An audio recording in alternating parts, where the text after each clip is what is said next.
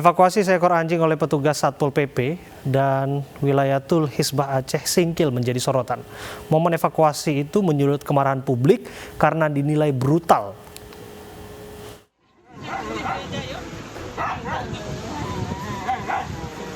Video memilukan pengusiran anjing oleh petugas Satpol PP dan Wilayatul Hisbah Kabupaten Aceh Singkil Aceh menjadi viral. Seekor anjing yang bernama Canon ditangkap paksa oleh petugas. Evakuasi hewan peliharaan di Pulau Banyak ini dimaksudkan untuk dipindahkan ke daratan. Tujuannya dikabarkan untuk menjaga wisata halal di Pulau Banyak. Namun dalam proses evakuasi, anjing Canon diduga mendapat penyiksaan sehingga mati. Beragam tanggapan warganet memprotes evakuasi hewan peliharaan yang dinilai tidak sesuai prosedur. Sebelumnya, Camat Pulau Banyak menerbitkan edaran 4 larangan di lokasi wisata, diantaranya larangan memelihara anjing dan babi.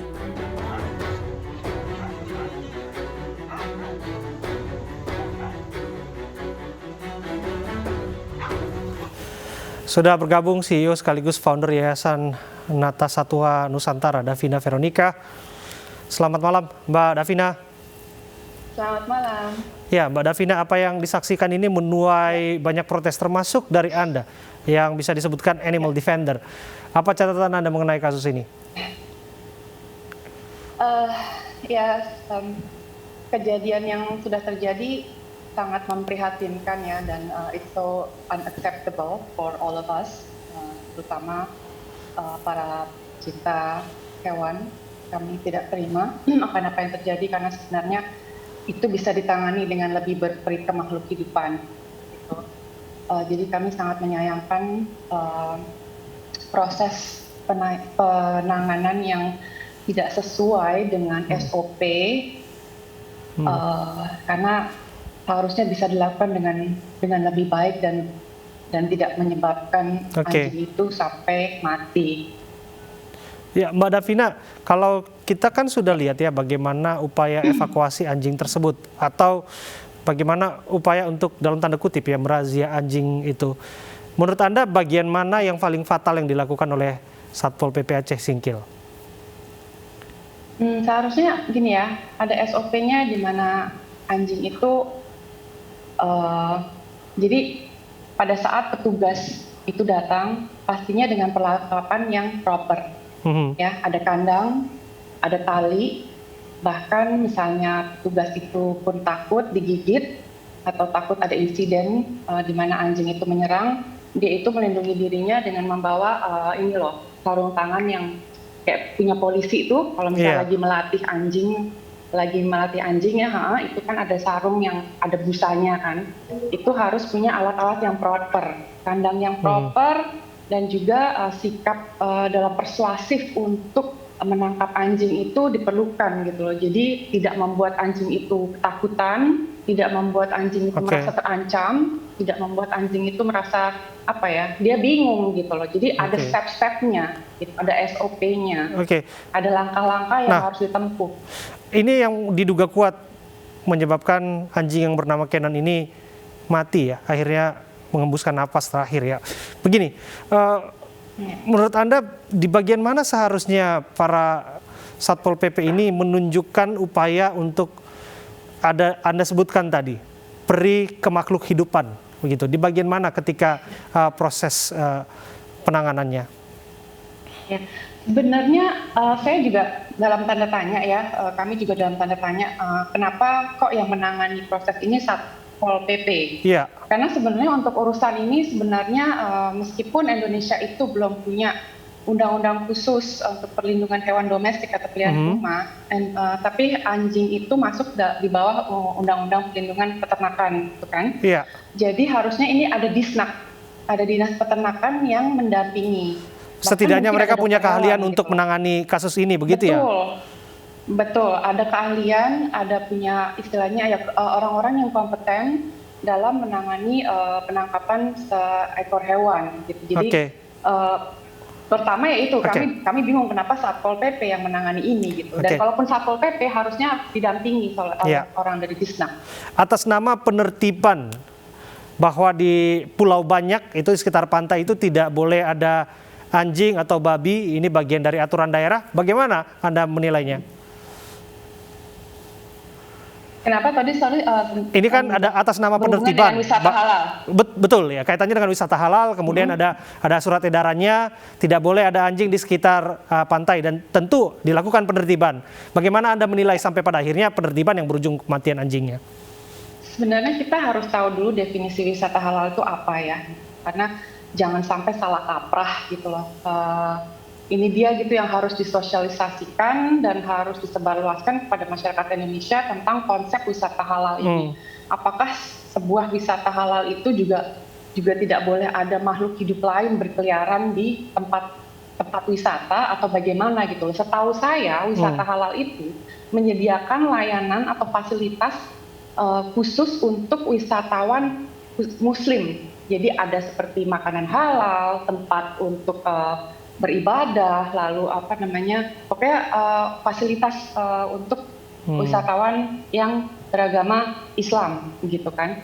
Jadi apakah ini termasuk dalam kategori atau istilahnya definisi wisata halal ini di mana tidak ada satupun makhluk hidup lain, hanya ada manusia atau bagaimana gitu. Jadi kami juga agak bingung gitu ya. Seharusnya sih kalau boleh saya menambahkan, dengan sekarang kondisi di era pandemi ini di mana semua dunia ini sedang menggaungkan kita ini harus merajut kembali kehidupan bersama lingkungan dan alam dan lingkungan sekitar kita, di mana kita harus menghargai keberadaan makhluk hidup lain. Seharusnya tidak sampai sebegininya ya gitu, kalau emang harus sampai ada wisata halal gitu Pak. Karena itu kan makhluk hidup juga ya, ciptaan Tuhan, di mana mereka berhak juga hidup di bumi ini gitu. Iya, tentu itu satu perspektif mengenai wisata halal dari sudut pandang Anda. Tapi kan ada kearifan lokal juga, ini yang ditelurkan dalam aturan-aturan di daerah tersebut untuk memastikan bahwa setiap pengunjung, setiap wisatawan, baik itu lokal, domestik, antar pulau, bahkan termasuk mancanegara, tidak terganggu sebetulnya dengan misalnya ada anjing yang berkeliaran dan lain sebagainya kan sebetulnya. Tapi tentu saja bahwa anjing itu dievakuasi sampai meninggal dunia, anjing itu ditertibkan sampai pada akhirnya tanpa berperi ke makhluk hidupan, itu menjadi catatan ya yang harus nampaknya penting untuk didalami. Balik lagi itu ke SOP sih, balik lagi itu ada penanganan yang sebenarnya lebih baik yang bisa dilakukan sehingga tidak menyebabkan kematian kepada si hewan gitu. Ini kan berarti menunjukkan bahwa orang yang mengambil itu tidak mempunyai keahlian dalam menangani seekor hewan gitu. Jadi balik lagi kita ke SOP. Gitu. Apa yang akan dilakukan oleh kelompok pecinta binatang? Tentu protes di media sosial secara terbuka itu sudah dilakukan, tapi barangkali ada upaya hukum untuk memastikan bahwa hal-hal seperti ini tidak boleh diremehkan. Hak untuk hidup itu bukan hanya manusia saja, tapi ada binatang yang punya hak untuk hidup di sana, termasuk bagaimana memperlakukan mereka dalam tanda kutip ya, dengan cara-cara beradab. Ya, jadi kami pada saat ini sedang mengumpulkan bukti dan fakta yang ada. Kami sedang investigasi, belum ada langkah yang gimana-gimana dulu. Kami sedang mengirim tim kami ke sana. Jadi kami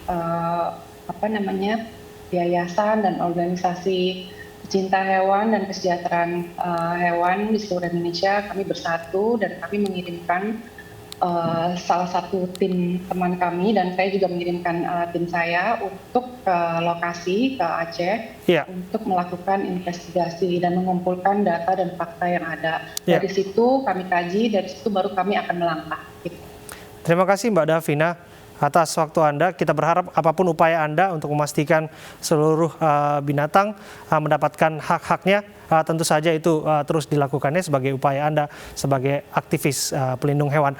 Dan selanjutnya kita akan menggali dari perspektif yang beda. Kita perluas lagi sudut pandang kita mengenai persoalan ini bersama dengan akademisi UIN Raniri Banda Aceh, Ajidar Matsya. Assalamualaikum, selamat malam Pak Ajidar. Waalaikumsalam warahmatullahi wabarakatuh. Pak Ajidar, kita sudah dengar sedikit banyak apa penjelasan dari pecinta hewan mengenai kasus ini. Tapi kalau Bapak kasih perspektif lain, sebetulnya apa sih Pak di balik ini semua? Betulkah bahwa semata-mata ini hanya adalah arogansi untuk mempertahankan yang namanya wisata halal itu? Baik. Pertamanya kita harus menerima dulu bahwa Aceh itu punya kekhususan, yaitu kekhususan melaksanakan syariat Islam di Aceh, termasuk di wilayah Pulau Banyak Sigi. Terkait dengan anjing, dalam perspektif masyarakat Muslim di Aceh itu sudah jelas bahwa anjing itu hukumnya haram secara qat'i, dan kemudian anjing itu dikategorikan sebagai najis mughalladhah. Konsekuensinya adalah tidak dibenarkan memelihara anjing bagi warga Muslim. Kemudian anjing itu tidak disebutkan sebagai harta. Kemudian konsekuensinya lagi, anjing itu tidak boleh diperjualbelikan. Terkait dengan keberadaan anjing di Aceh, ini bukan kali ini. Sejak dari dulu anjing di Aceh itu sudah ada. Bahkan ada warga Muslim yang memelihara anjing di sekitarnya. Cuma saja mereka memelihara anjing itu dengan tujuan tertentu. Misalnya anjing itu untuk mengawal peternakan misalnya, ataupun untuk menjaga rumah misalnya.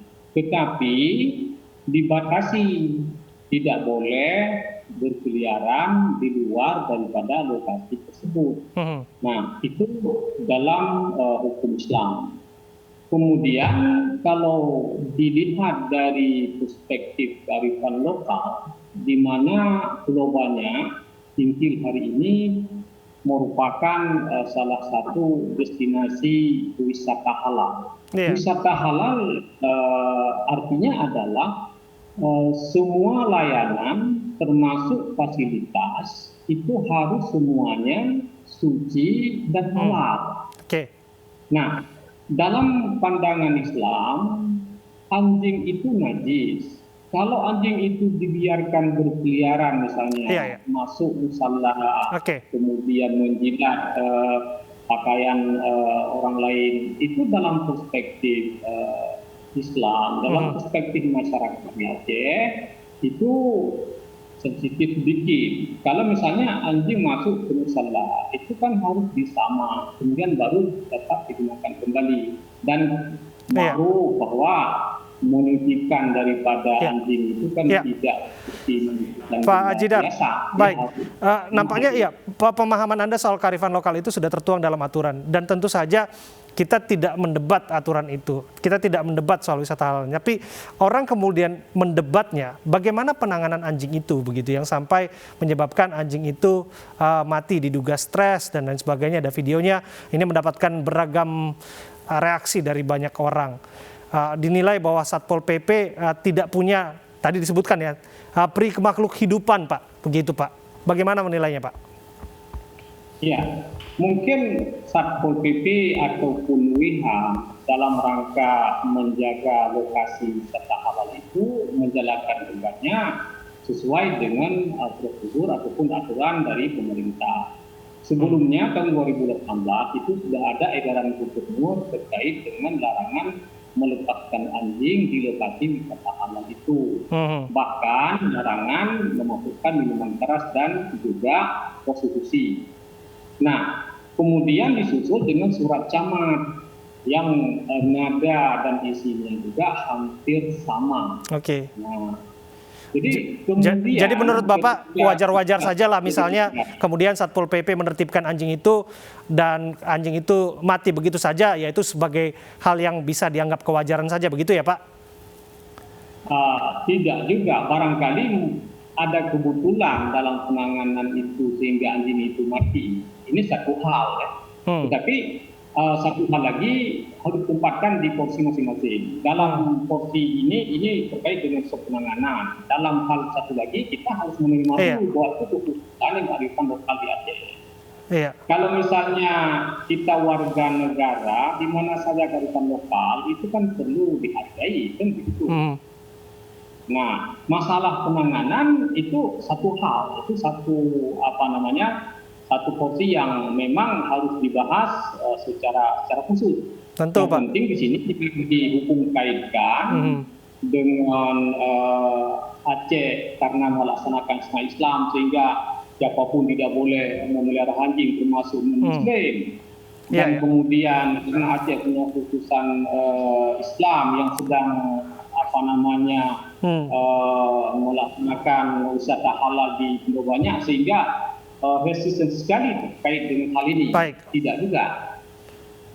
Sebelum ini masyarakat pun sebenarnya sudah menyampaikan komplain terkait dengan keberadaan anjing-anjing yang berkeliaran itu. Kalaupun tidak dikait dengan syariat Islam, kalaupun tidak dikait dengan kearifan lokal, secara sosial saja kalau sudah terganggu itu, ini kan jadi masalah.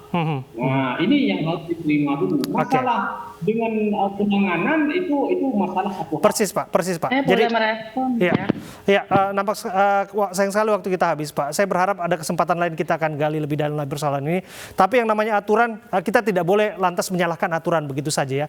Tapi barangkali yang perlu digarisbawahi adalah kearifan dari setiap penegak hukumnya untuk memastikan aturan itu dilakukan secara benar dan secara adil bagi siapapun yang ada di sana. Terima kasih Pak. Terima kasih atas waktu Anda berbincang bersama kami. Kita ke informasi berikutnya. Puluhan kios di Pasar Jaya Kalideres, Jakarta Barat sore tadi ludes terbakar. Rapatnya jarak antar kios membuat api cepat merambat ke bangunan lainnya.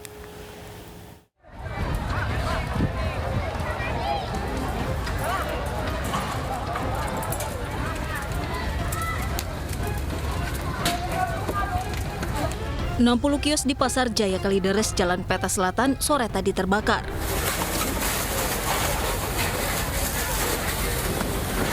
Dibantu warga, petugas pemadam kebakaran berjibaku memadamkan api. Sebanyak 12 unit mobil pemadam dikerahkan untuk menangani kebakaran ini. Banyaknya material yang mudah terbakar membuat api hanya dalam hitungan menit membesar dan menjalar ke kios lainnya. Kondisi ini membuat para pedagang tak bisa menyelamatkan banyak barang dagangannya.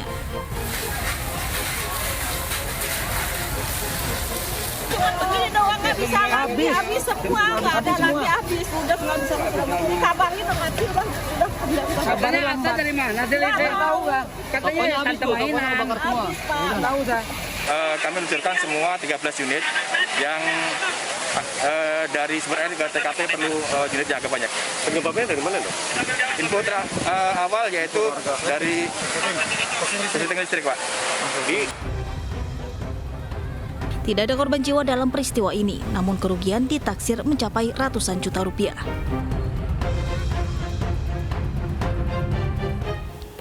Pengunjung dan pedagang pasar Ciwangi, Sukabumi, Jawa Barat dihebohkan dengan seekor ular sanca di dalam tumpukan pisang. Petugas pemadam dikerahkan untuk mengevakuasi ular sepanjang 4 meter tersebut.